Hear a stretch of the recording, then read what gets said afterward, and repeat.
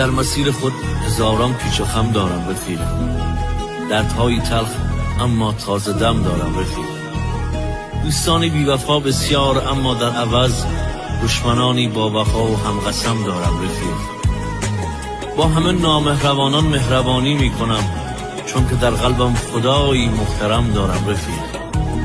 من برای بهترین و بدترین بدخواه خیش آرزوهای عجیبی در سرم دارم رفیق.